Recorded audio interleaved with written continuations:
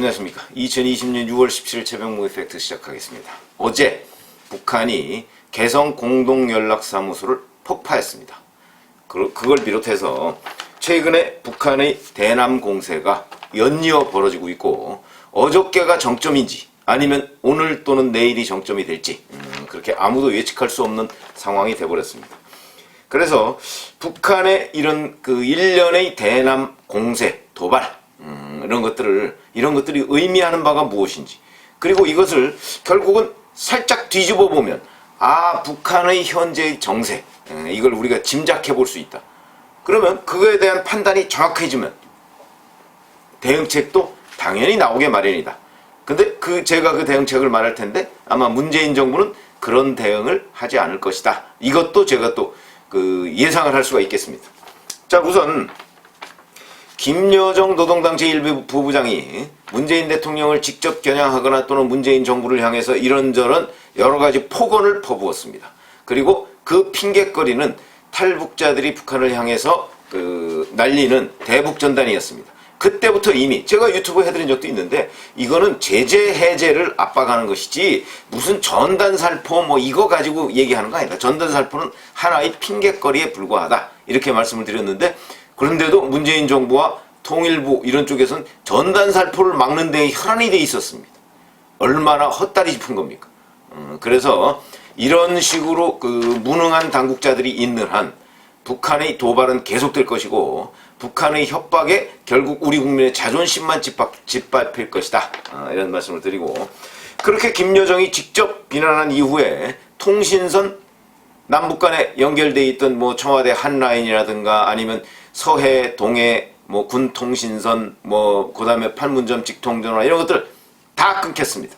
일방적으로 북한에 의해서 끊겼습니다.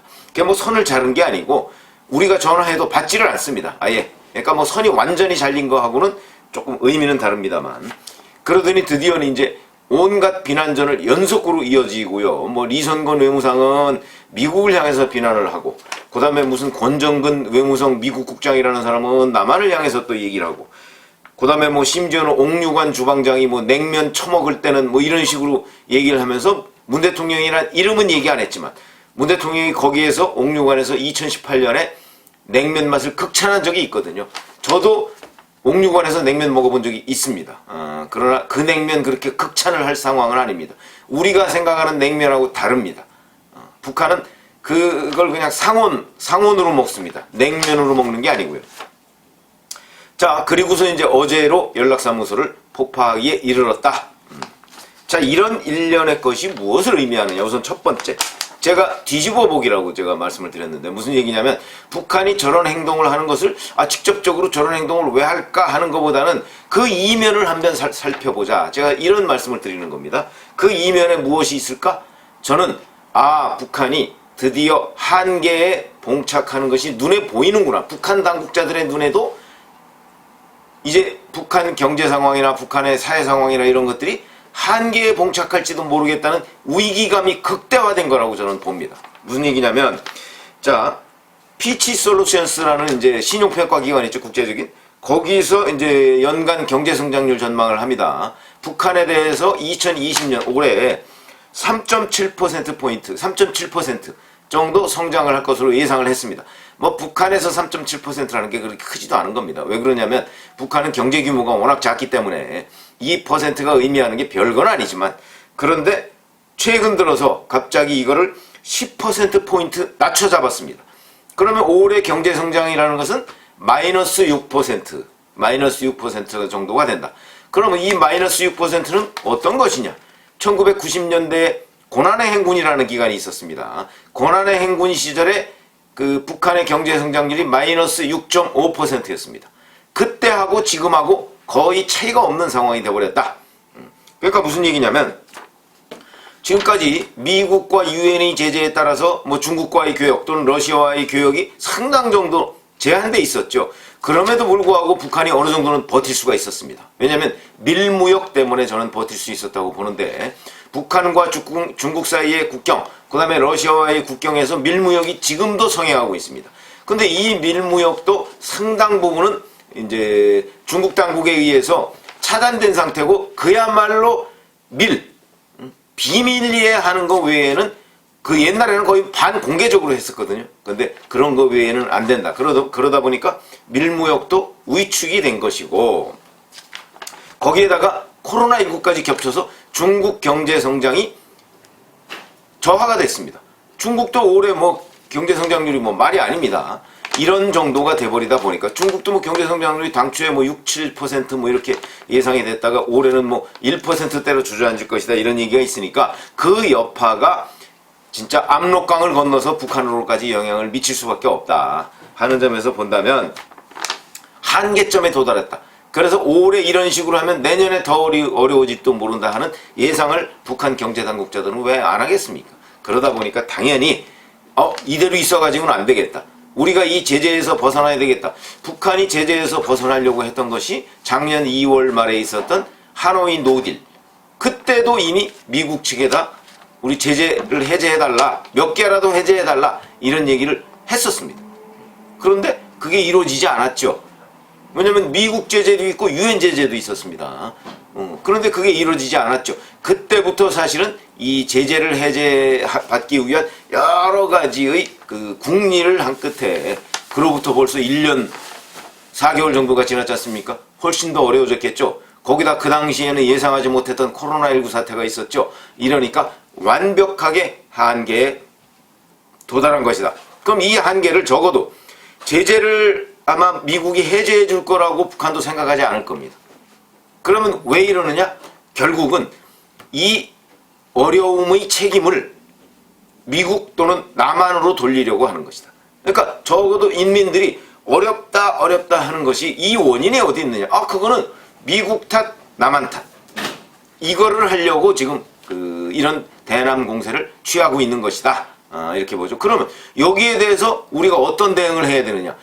지금 통일부처럼 뭐 전단 이건 헛다리 짚은 거고 전단 말고 그러면 제재 해제를 위해서 미국을 설득해야 되느냐? 미국은 이미 이 부분에 관해서 확고하고요. 트럼프 대통령은 11월 달에 본인 재선 문제가 걸려있기 때문에 지금 북한 문제 미국 국민들한테 별로 호응을 못 받습니다. 관심 없습니다. 그러니까 북한과 미국이 11월 대선 그 전에 뭐 어떤 식으로든 딜이 성사될 가능성 없습니다. 만약에 북한이 정말 비핵화를 하겠다라고 약속을 하면서 무언가를 하면 트럼프 대통령은 거기에 응할 겁니다. 그러나 북한은 그런 생각이 없죠. 그러니까 문제는 북한에 있는 겁니다. 문제는. 그런 생각이 없기 때문에 제가 보건대 북한과 미국 사이에 대선 전에는 접촉이 없을 것이다. 그러면은 결국 그 핑계를 북한 내부로 봐서는 핑계를 미국 탓, 남한 탓으로 돌려야 그나마 북한 주민들이 우리 어려움이 우리 김정은 동지와 김여정 동지가 잘못해서 그런 것이 아니고 이 미국 놈들과 남한 놈들 때문에 그렇다 하는 그런 부음을 그러니까 관심을 책임을 대외적으로 떠넘기는 거죠. 이렇게 해서 지금 위기를 일단 모면하고 보자. 그런 것이다. 그러니까 우리는 여기에 대해서 그걸 오냐 하면 버릇만 나빠지고 또 플러스 알파를 요구한다. 내지는 도발은 계속될 것이다. 그러니까 이거에 대해서는 단호하게 잘라버리고 왜냐면 북한이 드디어 한계에 왔구나. 북한은 이런 한계에 와야 벼랑 끝에 서서야 결단을 내립니다. 그래도 저는 비핵화 결단은 내리지 않을 것이라고 보지만 어찌됐든 간에 뭔가 협상 국면으로 자기들이 양보 카드를 내밀면서 만약에 문재인 정부가 완강하게 그리고 여기 이 선은 레드라인이야. 이 선을 넘으면 안 돼. 하고 한다면 북한은 결국 아마 이산가족 방문이나 뭐 이런 유화적인 제스처를 취해가면서 남한으로부터 하다못해 쌀과 비료, 인도적 지원이라도 얻으려고 할 것이다. 그러나 그렇지 않고 지금처럼 뭐 대북전단 살포 금지법을 해서 뭐 김여정이가 요구하는 사실은 실제 그거 요구하는 것도 아니었죠. 그거는 핑계에 불과했는데 그런 식으로 뭔가 자꾸 저 자세로 나가면 더욱더 얻어 터질 가능성이 높다. 그러니까 그거는 합리적인 대책이 아니다. 이런 말씀을 드립니다. 그 다음에 두 번째. 북한이 전단살포 금지 얘기를 계속 할 때 NSC 연구소 청와대가 뭐라고 브리핑을 했습니까? 뭐 전단살포 금지 뭐 이런 거 얘기를 하고 무슨 항공법 위반이니 뭐 7.4 남북 공동성명 뭐 그 정신에도 뭐 배치되고 어쩌고 정말 봉창 두드리는 얘기입니다. 북한의 본심이 거기에 있지 않은데 청와대가 정말 몰랐다면 바보고 만약에 알고서도 그랬다면 우리 국민을 속이는 일입니다. 그렇기 때문에 그런데 어제 NSC는 오후 5시 조금 넘어서 회의를 열어서 뒤늦게 북한에 대해서 도발을 자제해달라 이런 식으로 경고를 했는데 만시지탄의 감이 없지 않다. 이런 생각이 듭니다.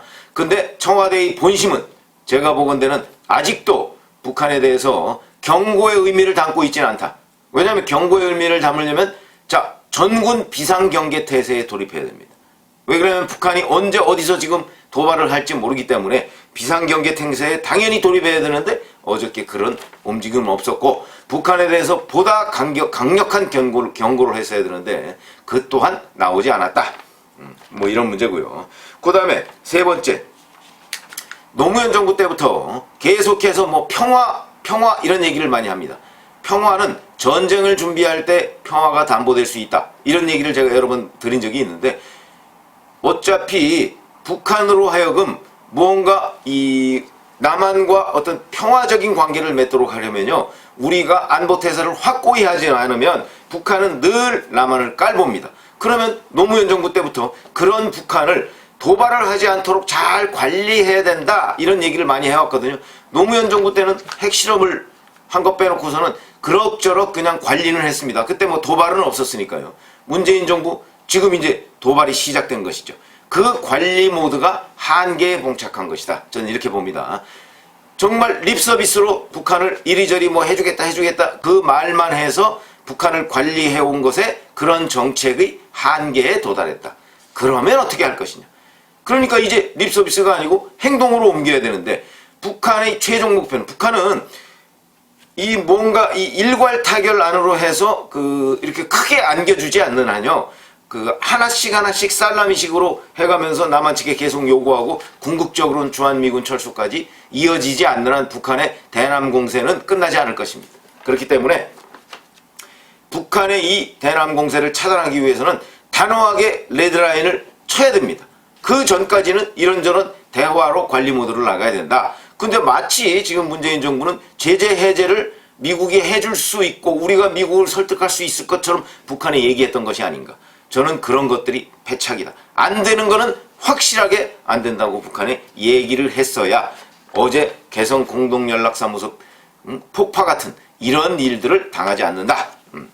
이런 말씀을 드리고요. 그 다음에 또 하나는 이미 하노이 노딜 때부터 사실은 선의에 의존하는 대북 정책은 실패한다. 이거는 저는 국정원이나 청와대 NSC는 알아야 했다고 봅니다. 그런데 아직도 우리가 이렇게 북한에 대해서 호의적으로 대해주면 북한도 우리를 호의적으로 대할 것이다라는 환상, 신기루 그거를 벗어나야 된다. 아니 우리가 북한하고 뭐 협상 하루 이틀 해봅니까? 수십 년간 누적된 북한과의 협상 노하우 그거는 바로 북한은 선의로 대할 집단이 아니다. 아니 어찌 보면 외교 안보의 기본입니다. 외교 안보는 만에 하나라도 우리가 당할 수 있는 여러 가지의 그 시나리오 중에 최악의 경우를 가정해서 안보 태세를 점검해야 되는데 문재인 정부는 최선의 경우를 그것도 상상해서 지금까지 안보 정책을 유지해온 것 아닌가. 이렇게 하면 이거는 실패할 수밖에 없다. 이미 하노이 노딜 이후에 사실 저는 방송에 나가서 여러 차례 그런 얘기를 했습니다. 뭐 봄이 온다 어쩌고 저쩌고 했을 때 일시적으로 봄이 온다고 생각할지 모르겠으나 봄이 온 뒤에 여름이 오지 않고 곧 겨울이 닥칠 가능성도 있다. 그런 때에 준비해야 된다. 이런 얘기를 여러 차례 했는데 온통 봄이 오면 그 다음에 또 여름이 올 줄 아는 그런 친여 패널들 그 진단이 다 지금 잘못된 거 아니겠습니까? 그런 사람들은 반성을 해야 된다. 이런 말씀을 드리고요. 그 다음에 자 그럼 이렇게 된 책임이 어디 있느냐. 지금 친여 패널들은 또 미국 탓을 하고 있습니다. 뭐 정세현 그 민주평통 수석 부의장 같은 사람은 이게 다 미국 탓이다 이렇게 얘기하는데 턱도 없는 소리입니다. 물론 미국이 제재 해제 안 해주고 그리고 제재하고 유엔의 제재도 유발한 측면이 있죠. 왜 그랬죠?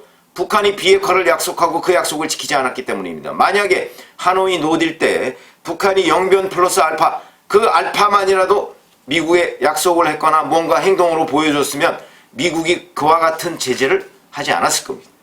그럼 이 책임이 누가 있는 겁니까? 책임이 여기서부터 여기까지 있는데 미국의 책임이라고 한다면 하노이 노딜 이후의 여기는 미국이 상당 부분 책임이라기보다는 미국의 대응책이 북한으로 하여금 뭐 여러 가지 불편함을 갖게 한 거 맞습니다. 그러나 그 앞으로 나가보면 결국은 북한이 비핵화의 진정성이 없는 것을 가지고 미국하고 사실상 비핵화 생각이 없으면서도 트럼프 대통령한테 생각이 있는 것처럼 또 문재인 정부가 트럼프 대통령한테 가서 북한이 비핵화할 생각이 있어요 라고 잘못 설득한 부분, 그러니까 미국도 한국에 섭섭하고 북한도 한국에 섭섭한 이런 상황이 돼버렸다. 그러니까 이 궁극적인 책임은 비핵화를 하지 않으려는 북한에 있는 것이지 그게 미국에 있다는 것은 어불성설이다. 그거는 뭐 우리가 그동안에 여러 차례 다 알고 있는 내용 아니겠습니까? 그러니까 이런 정말 요설이죠. 이런 거. 그런데 현혹되지 마시기 바랍니다. 감사합니다.